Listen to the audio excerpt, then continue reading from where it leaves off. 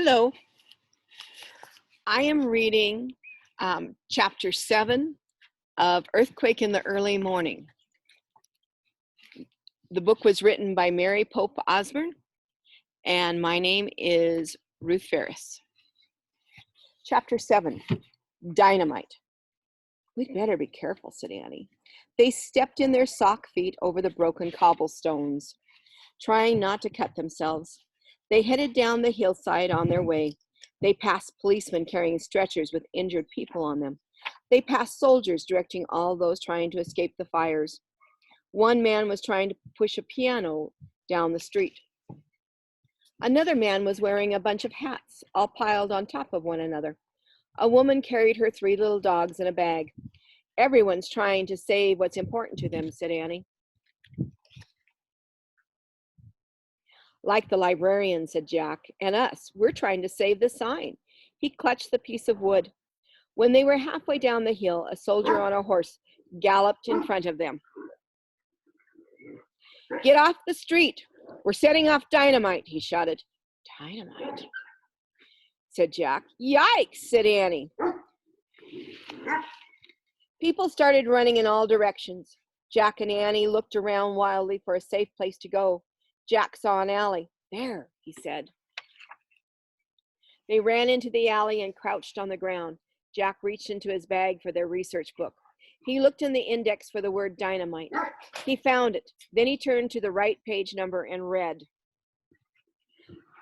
After the fire started, the mayor had an idea. He thought that if some buildings were destroyed, the sparks would not fly from one wooden roof to the next.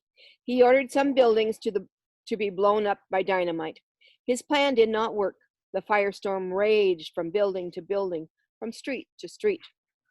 Firestorm, Jack thought. The word sounded terrible.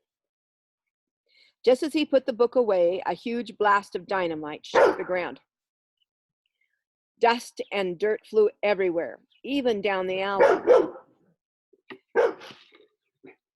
Jack clutched their sign with one hand.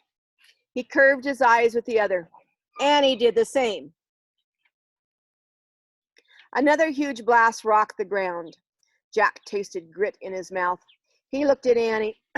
She was caked with dust from head to toe. He looked down at himself. He was just as dirty as she was. Hey, would you look at those two? Someone said. Now that's a story. Jack looked up. Betty, the newspaper reporter, and Fred, the photographer, were standing in front of them. Even though they were also covered with dirt, Fred was setting up his camera, and Betty was taking notes in her notebook.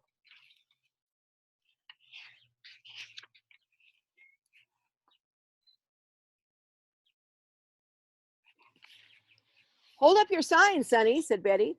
Too stunned to say anything, Jack held up the sign with the poem about hope. Fred took a picture. Another dynamite blast shook the ground. Come with us. We're headed for the park, said Betty. We can't. We're on our way home to our parents, said Annie. Well, get going and be careful, said Betty. Let's beat it, Fred. The photographer grabbed his camera equipment, and the two of them rushed off. I don't think Betty and Fred recognized us, said Annie. I don't recognize us, said Jack. Another blast shook the ground. Come on, said Annie. Let's beat it. Jack and Annie jumped up. Jack put their sign in his bag. Then they started back down the hill. Chapter 8. Good luck, San Francisco. Jack and Annie ran over the cobblestones. Dynamite blasts echoed behind them. They headed back down the hill. Flames shot across the roofs, traveling from one house to another. We're heading right into the firestorm, Jack shouted over the noise. We have to keep going, Annie shouted back, before the treehouse catches fire. At the bottom of the hill, thick smoke was rolling through the street. It made Jack's eyes burn. Where's the treehouse? He shouted. Here, said Annie. Jack followed her voice. She was holding on to the rope ladder. It's still here, Jack said with relief. Of course, the treehouse wouldn't leave without us, said Annie. Don't you? Go, go, said Jack. Annie started up the rope ladder. Jack followed. They climbed into the treehouse and looked out the window. All around, buildings were going up in flames. Black smoke seemed to be smothering the city. Jack could scarcely breathe. His throat burned. His eyes were stinging. Annie grabbed their Pennsylvania book. She opened it to the picture of Frog Creek and pointed. I wish we could go there, she said. Good luck, San Francisco. Goodbye, San Francisco, said Jack. The wind started to blow. The treehouse started to spin. It spun faster and faster, and everything was still. Absolutely still. Chapter 9, The Wonderful Room. The songs of early morning birds filled the woods. Jack opened his eyes and sighed. They were back in Frog Creek. He could breathe again. His eyes didn't sting anymore. He was wearing his own clothes, even his own sneakers. I wonder what happened to everyone, Annie asked anxiously. Andrew, Peter, and their aunt, and Betty, and Fred, and all the other people. Jack pulled out their research book. He turned to the last chapter. He read aloud. After the earthquake fires were put out, people from all over the world sent help to San Francisco. The brave citizens of the city never gave up hope. Many even wore badges that said, "Let's rebuild at once." In less than 10 years, San Francisco was once again one of the loveliest cities in the United States. Oh, good, breathed Annie. Hey, do you have our sign? Jack reached again into his pack. He pulled out the sign from Peter and Andrew. He placed it on the floor next to the list from the Civil War, the letter from the Revolutionary War, and the slate from the Pioneer Schoolhouse. We have all 4 writings now, he said. So what happens next? Said Annie. Suddenly there was a roar. A bright light flashed through the treehouse. Jack covered his face. When he peeked over the tops of his fingers, he saw Morgan Le Fay. Morgan! Jack and Annie cried joyfully. They both hugged her. Morgan hugged them back. We found the 4 special writings for your library, said Jack. Annie picked up the list and the letter. Jack picked up the slate and the sign. Here they are, he said. They started to give everything to Morgan, but she held up her hand. Do not give them to me, she said. Someone else needs them more. Suddenly a blinding light flashed through the treehouse again. There came a great roar, then silence. When Jack and Annie opened their eyes, they were no longer in the magic treehouse. They were standing in a huge, shadowy room.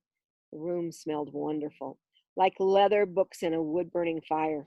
Flames crackled in a huge stone hearth.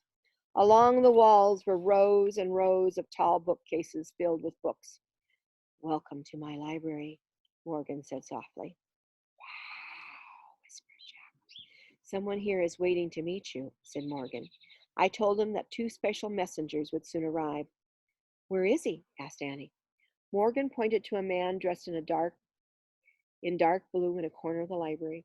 He sat in the chair. His head was bowed. His hair was black and streaked with silver. He looks tired, Annie whispered.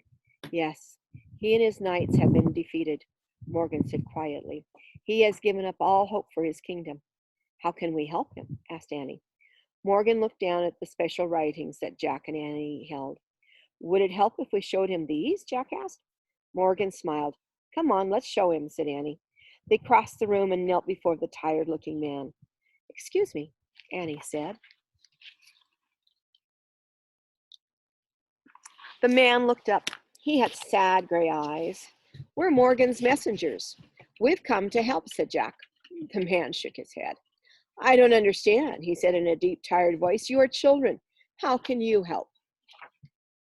Sometimes children can help a lot, said Annie. Jack and I have helped a general, and we have helped wounded soldiers. We help people caught in an earthquake and a twister, Jack added. The man straightened up a little. That is brave, he said. We want to share how we did it, said Annie. She held up the list from the Civil War. This tells you how to help wounded people, she said. She held up the letter from the Revolutionary War. And this tells you that even when things look their worst, you shouldn't give up.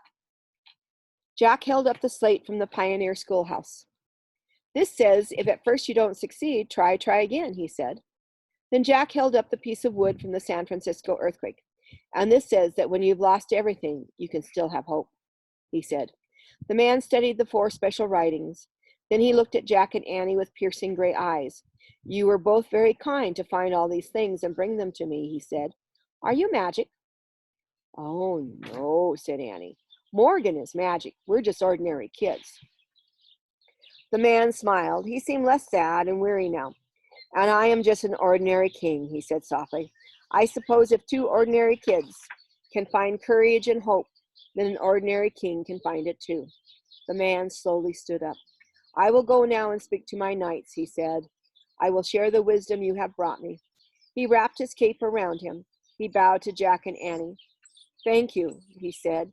Then he strode bravely out of Morgan's library. Yes, thank you, said Morgan, walking over to Jack and Annie. You're welcome, they said. These are for your library, said Jack. He and Annie gave Morgan the 4 special writings. Morgan smiled. Their wisdom will help many readers who come here, she said. Great, said Annie. It's time for you to go home now, said Morgan. Jack looked around Morgan's library. He hated to leave. It was the most wonderful room he had ever seen. Don't worry, you can come back, said Morgan, reading his mind. You must come back, for you both have helped save Camelot. Goodbye for now. Before Jack or Annie could speak, there was another blinding flash. Then they were home again in the tree house in Frog Creek in the early morning. And that is the end of chapter 9. If you missed the first installments, go to YouTube and search for Ruth Ferris, and those episodes will be on my playlist. Thank you.